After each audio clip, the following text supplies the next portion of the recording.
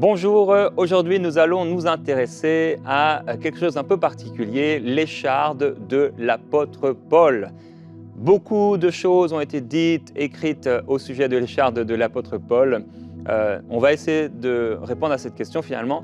Est-ce que l'apôtre Paul était malade ou pas? On va parler de cette écharde, on va parler donc de cette souffrance que l'apôtre Paul a vécue, cette faiblesse dans la chair aujourd'hui. On va s'intéresser donc au cas de l'apôtre Paul. Il parle d'une infirmité dans la chair, il parle d'une écharde dans la chair. Qu'est-ce que c'est? On va en parler. Je veux rappeler que c'est vraiment la compassion pour les malades qui me pousse à parler de ces choses aujourd'hui et de faire cette série sur la guérison divine, sur la santé divine. Et je crois qu'il est important pour nous, lorsqu'on s'approche de la parole de Dieu, de ne pas s'approcher de la lettre qui tue, mais de l'esprit qui vivifie. Et de pouvoir interpréter, méditer, lire la parole et s'approcher de Dieu avec foi et non pas dans un esprit religieux.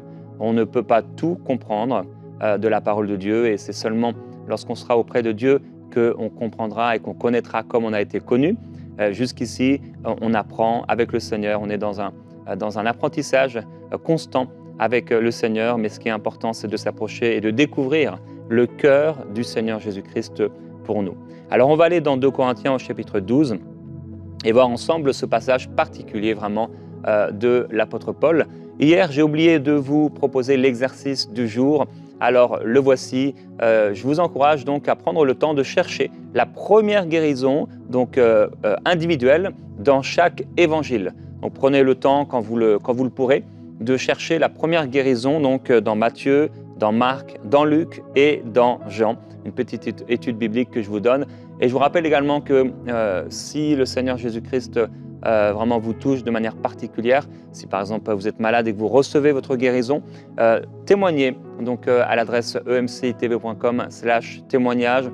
Votre témoignage guérira aussi d'autres personnes, puisque souvent en entendant un témoignage, les gens se disent, mais s'il l'a fait pour eux, s'il l'a fait pour lui, s'il l'a fait pour elle, je peux aussi recevoir ma guérison. Et très souvent, le Seigneur guérit également d'autres personnes à travers notre témoignage. C'est ce qui se passe lorsque nous lisons les témoignages de la guérison divine à travers toute la parole de Dieu, puisqu'on a vu que Dieu guérissait dans l'Ancien Testament, Dieu guérissait également dans le Nouveau Testament et Dieu guérit encore aujourd'hui. Alors, passage de 2 Corinthiens chapitre 12. Commence par ce verset, bon vous vous souvenez les chapitres et les versets ont été mis par la suite, mais il dit « Il faut se glorifier, cela n'est pas bon, j'en viendrai néanmoins à des visions et à des révélations du Seigneur. » Et là il va dire « Je connais un homme, en Christ qui voici 14 ans, était-ce dans son corps, je ne sais pas, mais il va être ravi en esprit et là il va recevoir des révélations extraordinaires, il va entendre des paroles ineffables qu'un homme ne peut exprimer. Et il dit « Je me glorifierai bien d'un tel homme, mais de moi je ne me glorifierai pas. » Alors bien sûr, ce sont des expressions qu'il utilise pour parler de lui-même. Et là, donc il parle voilà, du fait de se glorifier. Et il dit maintenant « À cause de l'excellence de ses révélations, et pour que je ne sois pas enflé d'orgueil, il m'a été mis une écharde dans la chair, un ange de Satan pour me souffléter, pour que je ne sois pas enflé d'orgueil. 3 fois j'ai supplié le Seigneur de l'éloigner de moi, mais il m'a dit « Ma grâce te suffit, car ma puissance s'accomplit dans la faiblesse. Je me glorifierai donc bien plus volontiers de mes faiblesses, afin que la puissance de Christ repose sur moi. C'est pourquoi je me plais dans les faiblesses, dans les outrages, dans les privations, dans les persécutions, dans les angoisses pour Christ. En effet, quand je suis faible, c'est alors que je suis fort. » On va donc étudier ce passage aujourd'hui. On aura un temps de prière un peu plus court que d'habitude. Donc il dit « Pour que je ne sois pas enflé d'orgueil à cause de l'excellence de ses révélations. » Souvent, lorsque les gens vont parler de ce passage de l'apôtre Paul et de l'écharde dans sa chair, c'est dans le but de prouver que l'apôtre Paul était malade. J'aimerais déjà commencer par cette pensée. L'apôtre Paul n'était pas Jésus-Christ, déjà, premièrement. S'il avait été Jésus-Christ, l'apôtre Paul aurait eu le pouvoir de nous sauver, nous aussi. L'apôtre Paul était un homme comme tous les hommes, et contrairement à Jésus-Christ, qui n'a jamais péché, qui n'a jamais failli, qui n'a jamais raté la cible, l'apôtre Paul, lui, l'a manqué plusieurs fois. d'ailleurs, et il le dira de lui-même, etc. Donc, l'apôtre Paul péchait, l'apôtre Paul, comme vous et moi, ratait la cible parfois. L'apôtre Paul, comme vous et moi, avait des faiblesses et des impossibilités, et des fois, eh bien, il pouvait tomber dans le péché. Et ça peut vous surprendre, mais oui, l'apôtre Paul n'était pas Dieu, et l'apôtre Paul n'était pas le Seigneur Jésus-Christ. Donc, déjà, même si on pouvait trouver dans les Écritures que l'apôtre Paul avait été malade, par exemple, il laisse à un moment un homme, Trophime, malade à Milet, eh bien, on se rappelle que Jésus-Christ, lorsqu'il se retrouvait devant un malade qui venait à lui pour être guéri, à chaque fois et toujours et tout le temps, Jésus le guérissait.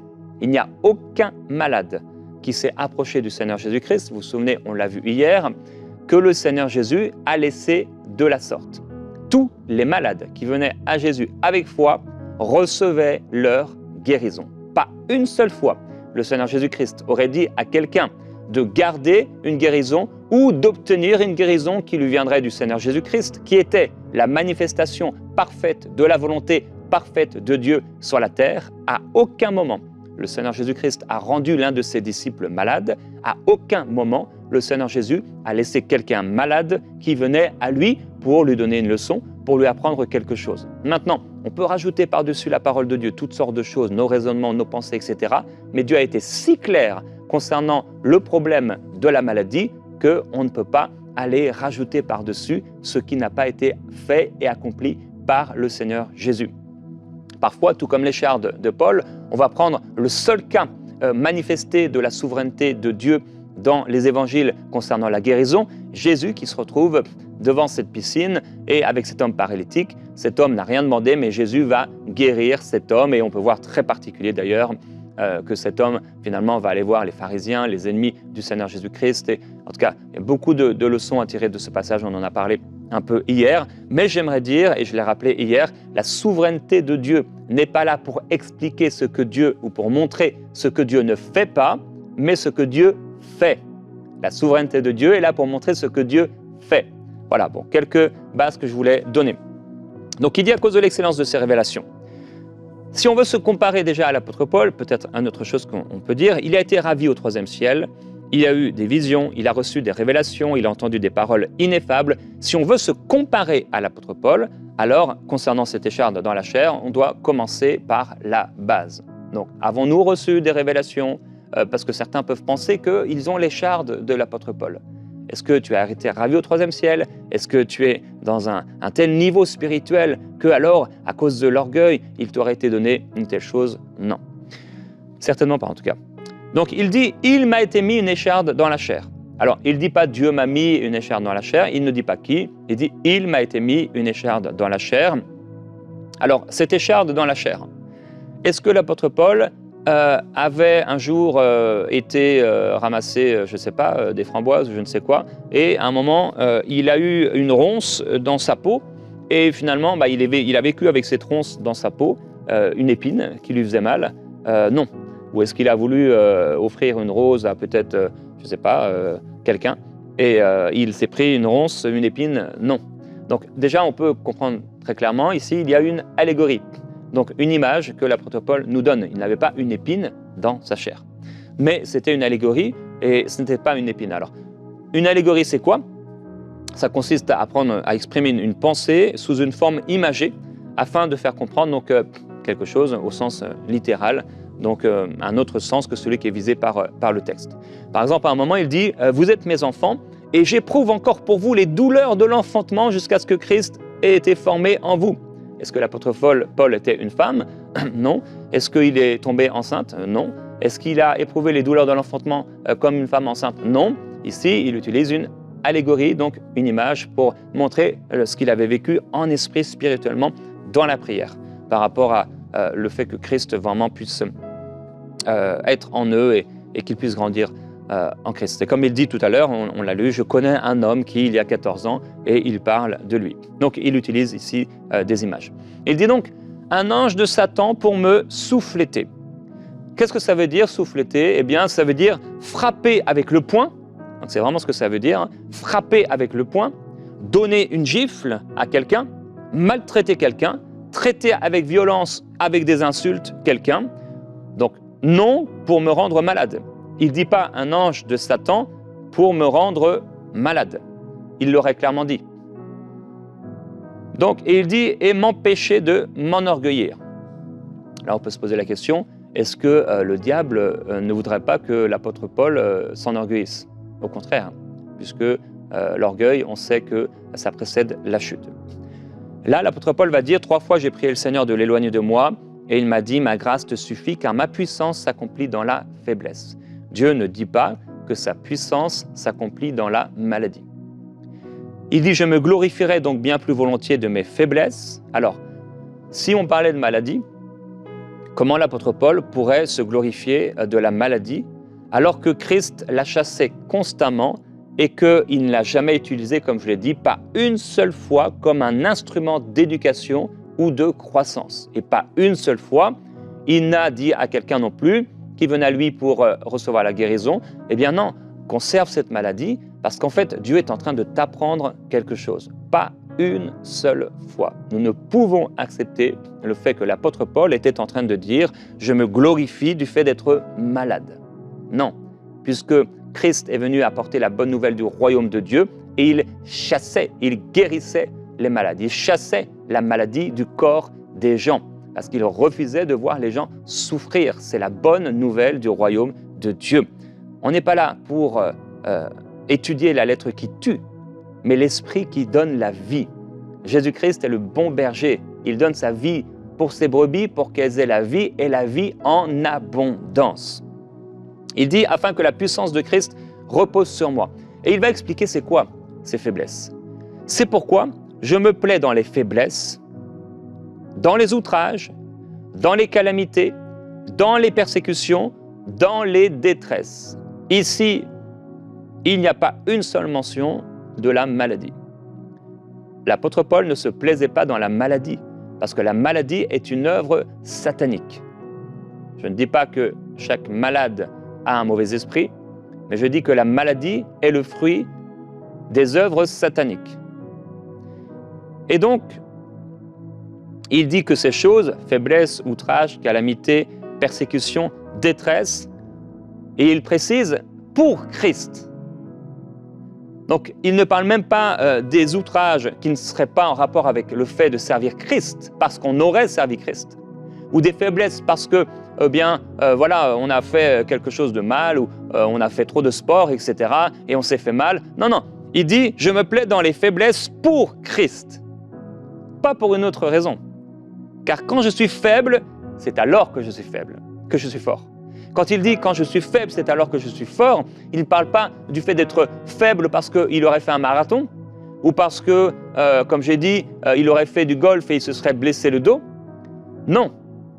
Il parle du fait d'avoir servi Jésus-Christ, donc d'avoir fait quelque chose pour Christ et à cause de cela, d'avoir vécu persécution, difficulté, détresse. On sait qu'il va y avoir des problèmes en mer, il va y avoir des problèmes sur la terre, il va y avoir des problèmes avec les frères, avec les faux frères, etc. Et il dit, mais quand je suis faible, quand je vis cela, quand je vis des difficultés, quand je vis des défis, quand je vis des problèmes, quand je vis des persécutions, eh bien, pour le Seigneur Jésus-Christ, parce que j'ai servi Jésus, eh bien, c'est là que je suis fort. Parce qu'en fait, quand on sert Dieu et quand on vit à cause de Christ, des difficultés, des souffrances, des persécutions, etc., eh bien, on est dans un état où on est humilié, entre guillemets, on s'humilie nous-mêmes et la puissance du Seigneur se manifeste parce que Dieu est derrière nous. On est tout petit comme ça, mais le Dieu tout-puissant est derrière nous et il nous rend forts. Petite parenthèse en parlant de l'orgueil, dans 1 Timothée, l'apôtre Paul va dire que si quelqu'un enseigne de fausses doctrines, et une des fausses doctrines, c'est que l'apôtre Paul, Dieu a rendu malade l'apôtre Paul pour qu'il apprenne quelque chose ou pour qu'il ne s'enorgueillisse pas. Et c'est dangereux de dire ça, parce que ce n'est pas du tout le caractère du Seigneur. Ce n'est pas le caractère de Dieu. Dieu ne veut pas cela pour nous. Si quelqu'un enseigne de fausses doctrines et ne s'attache pas aux paroles, aux saines paroles de notre Seigneur Jésus-Christ, et à la doctrine qui est selon la piété. Alors maintenant, c'est quoi?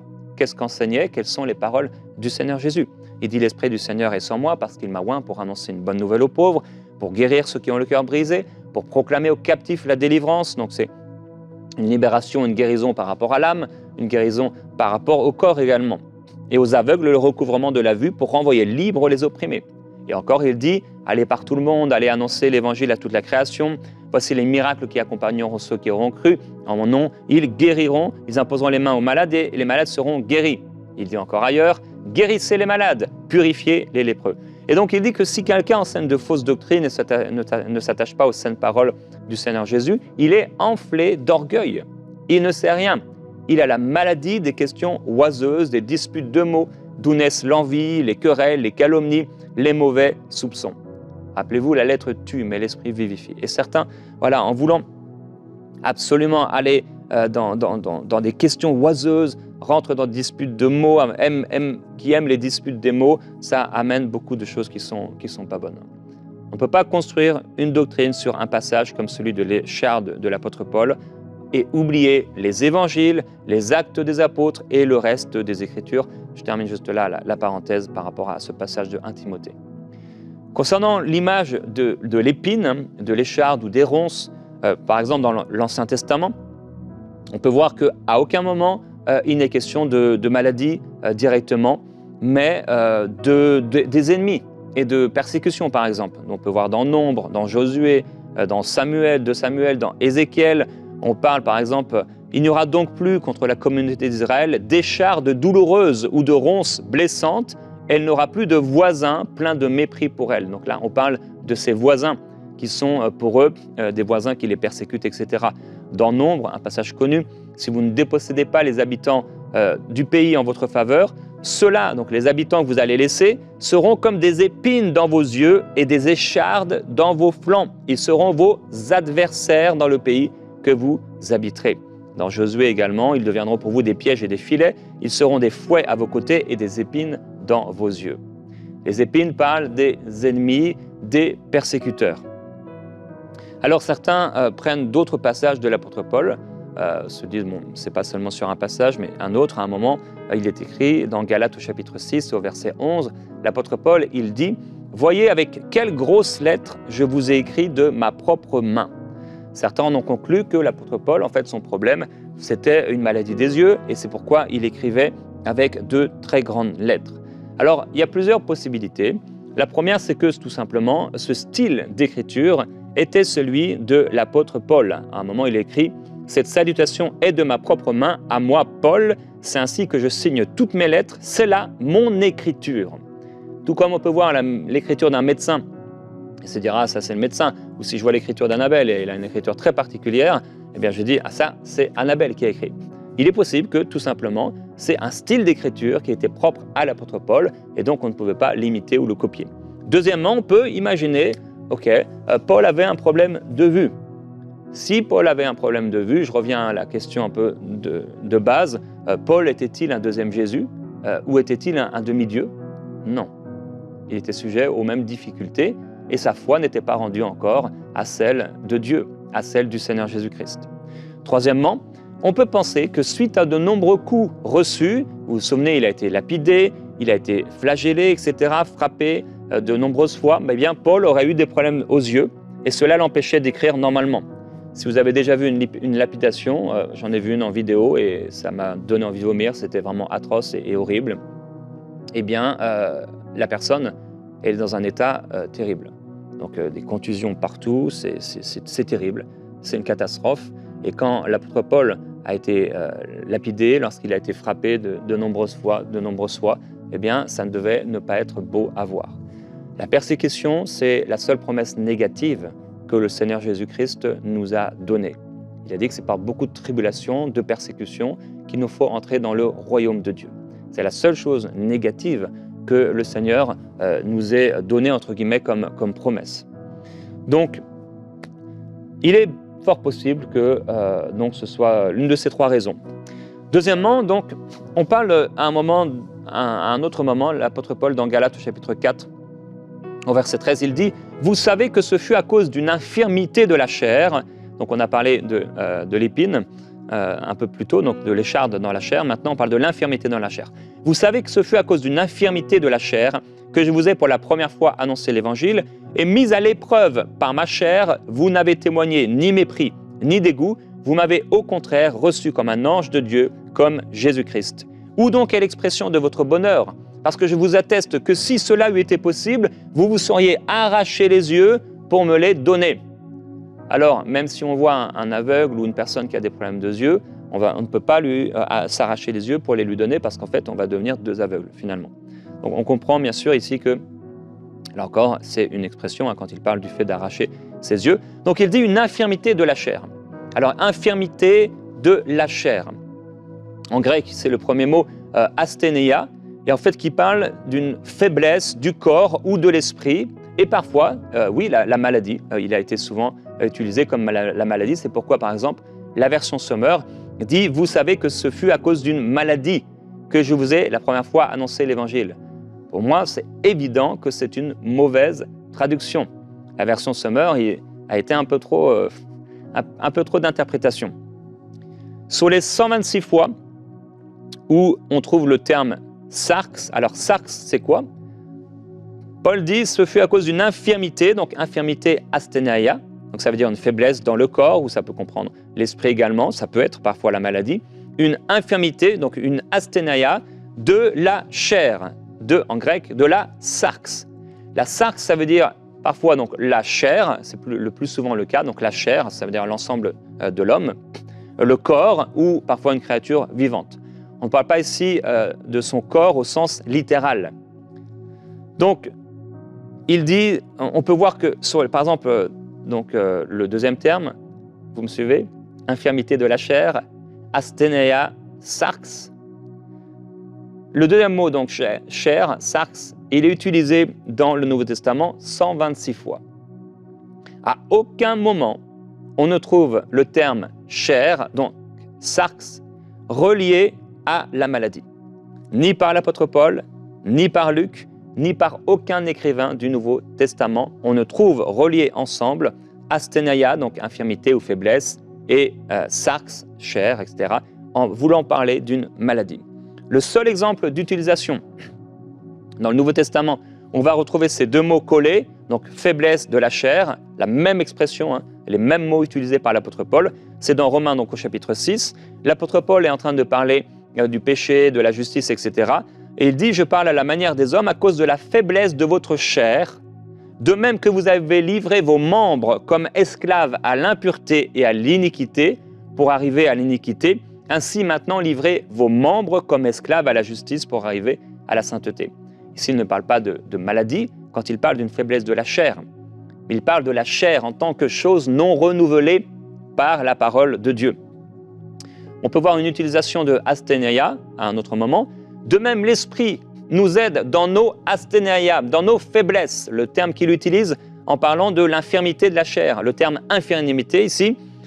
De même aussi, l'Esprit nous aide dans nos infirmités, car nous ne savons pas ce qu'il nous convient de demander dans nos prières, mais l'Esprit lui-même intercède par des soupirs inexprimables. Est-ce que c'est lorsque nous sommes malades qu'on ne sait pas ce qu'il convient de demander dans nos prières et que l'Esprit vient à notre aide? Non, c'est parce qu'en fait, dans notre chair, eh bien, on ne sait pas tout. Il y a une faiblesse, ce n'est pas parce qu'on est malade. Maintenant, donc, ça c'est le premier mot, donc faiblesse ou infirmité. Le deuxième, c'est la chair, sarx. On le retrouve par exemple dans Colossiens, au chapitre 1, au verset 22, il dit « par sa mort dans le corps de sa chair ». Donc on voit bien que le terme « chair », ça ne veut pas dire « corps ». Sinon, il dirait le corps de son corps. Non, le corps de sa chair. On retrouve le terme « sarx » également, quand il est écrit « c'est pourquoi l'homme quittera son père et sa mère », ça c'est dans Éphésiens chapitre 5, et il s'attachera à sa femme, et les deux deviendront une seule chair. Quand je me suis marié avec mon épouse, je ne suis pas devenu un seul corps avec elle. On n'a pas eu deux têtes et un même corps, et 4 bras, et 4 jambes, etc. Non, mais on est devenu une chair. Également, l'apôtre Paul dit à un moment, « J'aurais sujet de mettre confiance dans ma chair. Si quelqu'un d'autre peut se confier dans sa chair, je le peux davantage. » En parlant de son historique religieux, sa connaissance de la parole, etc. Donc, il ne parle pas de son corps. Il ne dit pas « je suis extrêmement musclé et je mets ma confiance dans mes muscles ou dans mon corps ». Non, c'est dans la chair. Quand l'apôtre Paul donc parle ici de l'infirmité de la chair, il ne parle pas d'une maladie. Pour moi, les deux meilleures hypothèses sont celles-ci. Premièrement, après avoir été persécuté, peut-être battu de verges, le visage ou le corps de l'apôtre Paul était couvert de contusions. À un moment, vous vous souvenez, il est lapidé et les gens pensent qu'ils sont morts, c'est ceux qui l'ont lapidé. Et il savait tuer des gens par lapidation, mais les disciples l'entourent et surnaturellement, il se relève. Le lendemain, il est en train de prêcher l'évangile. Le lendemain, lorsqu'il prêchait l'évangile, frères et sœurs, avait-il des bleus? Avait-il des bosses? Était-il marqué? Avait-il du sang? C'est évident que oui. À moins qu'il y ait eu une guérison surnaturelle qui ne nous ait pas été mentionnée, de toute façon, il y a eu une intervention de Dieu, c'est clair. Mais pour moi, il est clair que ça devait se voir.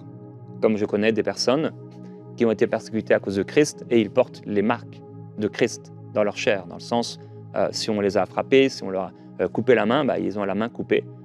Si on leur a fait mal ou s'ils ont eu des marques si on a arraché l'œil à quelqu'un, l'œil est toujours arraché à moins d'une intervention divine. Deuxièmement, l'infirmité de la chair, ça pourrait être donc une métaphore pour décrire les obstacles tels que l'opposition des autorités juives ou romaines ou les persécutions qu'il a subies.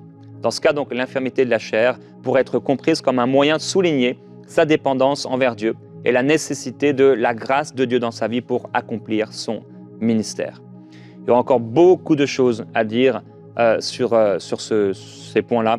Donc, on a parlé du fait d'arracher les yeux pour me les donner. Vous sauriez arracher mes yeux pour me les donner. C'est aussi une métaphore orientale à l'époque qui était utilisée quand on exprimait à quelqu'un, un bienfaiteur, tout l'amour ou toutes les choses qu'on était prêt à faire pour lui en reconnaissance, en lui donnant ce qu'on avait de plus précieux, c'est-à-dire nos yeux.